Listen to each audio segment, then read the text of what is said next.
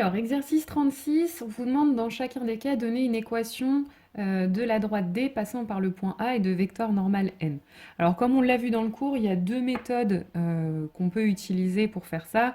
Je vais faire la première méthode pour le petit a, la deuxième méthode pour le petit b, mais vous pouvez choisir une des deux méthodes et l'utiliser à chaque fois. Donc, la première méthode, c'est de se dire un point M de coordonnées x, y, il appartient à D à condition, si et seulement si, le vecteur AM, donc je vous rappelle, le vecteur, la droite passe par A et a pour vecteur normal N. Donc si un point M appartient à la droite, il faut, pour que M appartienne à la droite, il faut que le vecteur AM et le vecteur N soient orthogonaux. Ça revient à dire qu'il faut que leur produit scalaire soit nul. Et le produit scalaire, on va le calculer grâce aux coordonnées. Donc les coordonnées du vecteur AM, ce sera les coordonnées de M, x, y, moins les coordonnées de A, 3, 8. Et donc je multiplie, pour obtenir le produit scalaire, je multiplie les abscisses ensemble, donc 7 fois x moins 3, et j'ajoute le produit des ordonnées, donc moins 1 fois y moins 8. Je développe ensuite, donc ça me donne 7x moins 21, moins y plus 8 égale à 0. Et en ajoutant moins 21 et 8, j'obtiens moins 13. Donc ça me donne comme équation cartésienne de la droite 7x moins y moins 13 égale à 0. Ça, c'est la première méthode. Maintenant, je vais faire la deuxième pour le petit b. Donc, on sait que n de coordonnées moins 2, 3 est normal à la droite D. Donc, ça veut dire que D admet une équation cartésienne de la forme moins 2x plus 3y plus c égale à 0. On sait que le nombre, l'abscisse du vecteur normal correspond au coefficient petit a dans l'équation cartésienne et que l'ordonnée du vecteur normal correspond au petit b dans l'équation cartésienne. Il nous reste donc juste le petit c à déterminer. Et ça, pour le déterminer, on va se servir du point qu'on connaît qui appartient à la droite. Donc c'est le point A de coordonnées moins 2, 0. S'il appartient à la droite, ça veut dire que quand je remplace x et y par les coordonnées de A dans l'équation, l'équation est vérifiée. Donc ça veut dire que quand je fais donc moins 2 fois moins 2 plus 3 fois 0 plus c, ça doit être égal à 0. Alors, moins 2 fois moins 2, ça fait 4. 3 fois 0, ça fait 0, donc je ne le recopie même pas. Plus c doit être égal à 0. En passant le 4 de l'autre côté, j'obtiens donc que c doit être égal à moins 4. Donc, moins 2x plus 3y moins 4 égale à 0 est une équation cartésienne de D. On passe maintenant à l'exercice 39. Donc, vous avez les coordonnées de 3 points A, B et C, et D, on vous dit que c'est la droite perpendiculaire à AB et qui passe par C. Donc, un petit dessin, vous avez AB, et puis vous avez une droite qui est perpendiculaire à AB et qui passe par un point C. Et donc, première question, on vous demande donner un vecteur normal à la droite D. Donc D, c'est cette fameuse droite-là. Donc un vecteur normal qu'on peut donner, c'est le vecteur AB. Il est bien normal à notre droite D. Donc D est perpendiculaire à AB, donc AB est un vecteur normal à D. Alors ensuite, on vous demande de déterminer une équation de D. Alors je vais refaire la première méthode de l'exercice, la correction de l'exercice 36, mais si vous faites la deuxième méthode, ça va tout à fait aussi. Donc là, un point M de coordonnées x, y va appartenir à D à quelles conditions? Si je regarde mon schéma, il faut que le vecteur CM et le vecteur AB soient orthogonaux. Donc ça veut dire qu'il faut que le produit scalaire de ces deux vecteurs soit nul. Or le produit scalaire, encore une fois, je le calcule grâce aux coordonnées des deux vecteurs. Donc CM, ce sera coordonnées de M, x, y, moins les coordonnées de C, donc moins 2, moins 1, donc plus 1. Et AB, ce sera coordonnées de B, donc 5, 1, moins les coordonnées de A, donc moins 1, plus 1, moins 3. Donc quand je fais le produit scalaire, ça va me faire donc x moins 2 fois 5 plus 1, c'est-à-dire 6. Donc ça me fait 6 fois x moins 2, plus produit des ordonnées, donc 1 moins 3 moins 2 fois x plus 1. Et donc ça doit être égal à 0. Je développe, ça me fait 6x moins 12, moins 2y, moins 2. Et donc, ça me donne comme équation cartésienne 6x moins 2y, moins 12 moins 2, moins 14. Alors ensuite, les exercices 52 et 54 sont pas très difficiles, mais il faut quand même se méfier et ne pas tomber dans des pièges. Alors, pour le premier exercice, l'exercice 52, donc c'est le même principe pour l'exercice 54, il faut donner un vecteur directeur des droites dont on vous donne les équations. Donc pour le premier cas, il n'y a vraiment aucun problème. Vous avez votre équation cartésienne.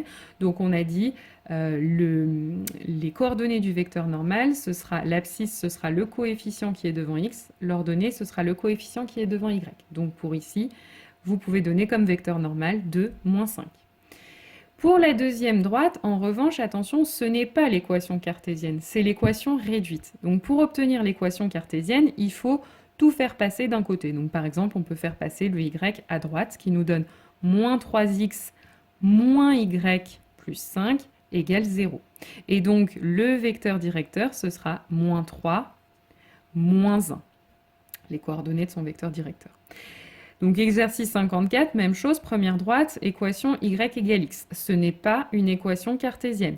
Pour avoir une équation cartésienne, il faut tout faire passer d'un côté. Donc là, par exemple, moi j'ai choisi de passer le x à gauche. Donc ça me fait moins x plus y égale 0. Donc on obtient comme vecteur vecteur normal, pardon, moins 1, le coefficient devant x, 1, le coefficient devant y. Et enfin, dernière droite, l'équation c'est y égale 1. Alors ce n'est pas une équation cartésienne non plus. Je fais passer donc le 1 à gauche, ça me donne y moins 1 égale 0. Et donc là, on s'aperçoit qu'on n'a pas de x. Ce qui veut dire que le coefficient qui est devant le x, c'est 0. Et là, le coefficient devant y, c'est 1. Donc vecteur normal de coordonnées 0, 1. Alors peut-être que certains d'entre vous n'ont pas trouvé les mêmes vecteurs normaux que moi. C'est pas très grave dans la mesure où ça vient peut-être juste du fait que vous n'avez pas passé du même côté que moi. Donc, du moment que vous trouvez tous les signes opposés à moi, c'est bon. Par exemple, ici, si vous avez trouvé 3, 1, c'est bon. Ici, vous avez trouvé 1, moins 1, c'est bon. Et ici, si vous avez trouvé 0, moins 1, ça va aussi. Je pense que vous n'avez pas dû trouver vraiment autre chose, mais en fait, des vecteurs normaux, il y en a vraiment plein. Hein. Même si vous décidez de me donner pour ce premier exemple, vous multipliez tout par 2 par exemple, 4 moins 10, c'est aussi un vecteur normal, il n'y a pas de problème. D'accord? Donc il faut juste que, à une constante multiplicative près, vous trouviez la même chose que moi, mais bon, je pense que normalement ici, vous n'avez pas dû changer grand-chose d'autre que les signes. Voilà. Alors maintenant, dernier exercice, l'exercice 57, on vous donne des équations de droite, on vous donne un graphe dans lequel on a tracé ces droites et on vous demande d'associer chaque droite à son équation et à son vecteur normal. Donc là, il y a un piège, hein, on vous a donné une équation de plus qu'il n'y a de droite dessinée. Donc attention à ne pas tomber dedans. Alors déjà, on peut regarder le vecteur normal. Donc là, vous voyez bien, hein, vous avez D1, D2 qui sont parallèles, donc vont avoir le même vecteur normal. Il faut prendre un vecteur normal qui serait perpendiculaire, orthogonal à cette droite. Donc là, le vecteur normal à D1 et D2, c'est le même, c'est le vecteur U. Pareil, D3, D4, D5 sont toutes parallèles, elles vont donc avoir, on peut prendre le même vecteur normal pour les trois, et donc le vecteur normal, celui qui est orthogonal à ces trois droites, ce sera le vecteur V. Donc déjà, ces informations-là peuvent nous permettre de faire un premier tri. Donc D3, D4, D5 ont V de coordonnées 2, 1 pour vecteur normal. Ça veut donc dire, et donc là je vais prendre la deuxième méthode qui me permet de déterminer les équations cartésiennes, ça veut donc dire que ces trois droites admettent toutes les trois une équation du type 2x plus y plus c égale à 0. D'accord ? L'abscisse du vecteur normal, je le mets devant le x, l'ordonnée, je le mets devant y. Et donc, je précise, à un coefficient de proportionnalité près. Hein. C'est ce que j'expliquais tout à l'heure pour les exercices précédents. Ça veut dire que je peux multiplier par un même nombre à gauche et à droite. Alors à droite, ce sera multiplié par 0, donc ça ne changera pas grand-chose, mais en tout cas, je peux multiplier tous ces morceaux-là par un même nombre. Ce sera toujours une équation de ces trois droites. Alors maintenant, du coup, pour finir et trouver vraiment les équations complètes des droites D3, D4 et D5, il faut que je trouve C. Pour ça, je vais prendre des points qui appartiennent à chacune des droites. Donc là, par exemple, pour D3, j'ai repéré que le point de coordonnées moins 3, 1, donc 1, 2, 3, moins 3, 1, c'est celui-ci, appartient à la droite D3. Ça veut donc dire que quand je remplace dans cette équation x et y par moins 3 et 1 respectivement, l'équation est vérifiée. Donc ça me donne 2 fois moins 3 plus 1 plus c doit être égal à 0, c'est-à-dire que c doit être égal à 5. Et donc D3 admet une équation du type 2x plus y plus 5 égale à 0. Alors cette équation, elle ne fait pas partie des propositions qu'on vous donne. Mais si on la modifie un tout petit peu, c'est-à-dire en fait si on fait passer 2x et y de l'autre côté, on obtient comme équation moins 2x moins y égale 5. Et ça, par contre, ça fait partie des propositions, c'est la proposition E. Maintenant, on fait la même chose avec la droite D4. D4, on s'aperçoit qu'elle passe par l'origine du repère. Donc, même chose, je vais remplacer x et y par les coordonnées de B. Donc, 2 fois 0 plus 0 plus c égale 0, bah ça va nous donner tout de suite que c doit être égal à 0. Donc D4 a une équation du type 2x plus y égale 0. Et donc ça, encore une fois, ça ne fait pas partie des propositions. Mais par contre, si on multiplie par 2 des deux côtés, ça va me donner à gauche 4x plus 2y et à droite toujours 0. Donc ça, par contre, ça fait bien partie des propositions. C'est la proposition D. Et enfin, pour la droite D5, c'est le point de coordonnées 2, 1 qui lui appartient.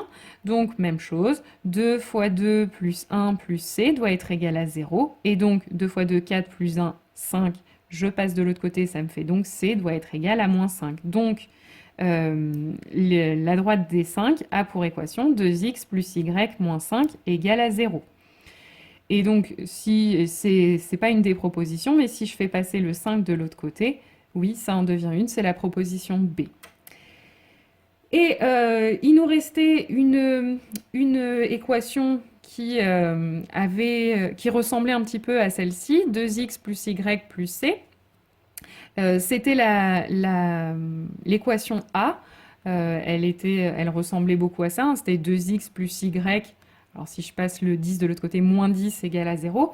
Mais visiblement, elle correspond à aucune de ces droites-là. Donc a priori, ça va être elle l'intrus. D1 et D2, ensuite on a dit maintenant qu'elles avaient pour vecteur directeur le vecteur de coordonnées moins 1, 2, le vecteur U de coordonnées moins 1, 2. Donc elles ont une équation de la forme donc, moins 1x, donc moins x, plus 2y, plus c égale à 0. Alors j'ai précisé tout de suite, ou alors si on fait tout passer de l'autre côté, on peut aussi dire que ça a une équation de la forme x moins 2y plus c égale à 0. Donc ça correspond aux équations petit c ou petit f. Et donc, pour départager entre les deux, eh bien, on va prendre sur la droite des deux, on s'aperçoit qu'elle aussi, elle passe par l'origine du repère. Donc, en remplaçant dans cette équation x et y par 0, on obtient 0 moins 2 fois 0 plus c égale à 0. Donc, c est égal à 0. Donc, D2 va avoir une équation du type x moins 2y égale 0. C'est la proposition petit c. Et donc, par déduction, D1 aura pour équation l'équation petit f.